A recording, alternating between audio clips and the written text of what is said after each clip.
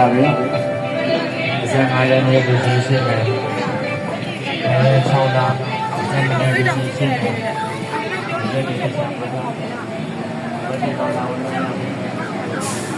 ယ်လိုကောင်းလာလဲရဲ့6လကိုဒီလေးဆိုတရားဘုရားဆောင်းတယ်ဒီနေ့ကကြာပြီ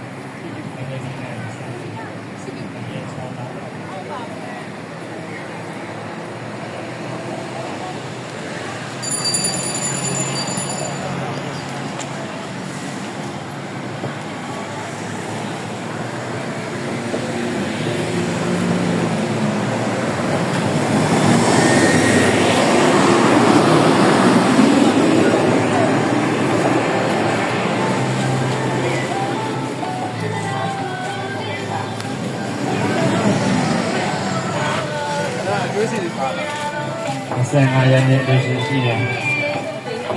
25ရက်နေ့လူရှင်ရှိမယ်2ရက်6လညမနေ့လူရှင်ရှိမယ်2ရက်နေ့6လပိုင်း2ရက်နေ့ကိုညနေ4နာရီညနေပြန်စမယ်ညနေ4နာရီလူရှင်ရှိတယ်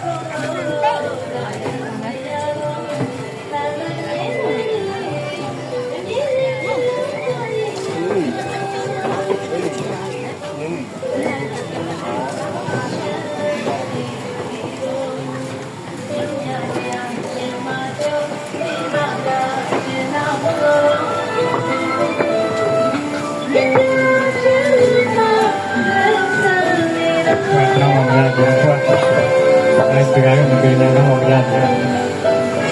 မပြေနိုင်လို့မပြေတော့မရတယ်အဲဒီကနေ့မပြေနိုင်ဘောလုံးပေါ်မှာဒူနေနိုင်သွားမမရသူရမှာတန်းစီနေမှာကြားဖြုတ်ပြီးဝင်တိုးနေတော့တက်ကြီးနေအရာလေးနဲ့ဒီကစားပြီး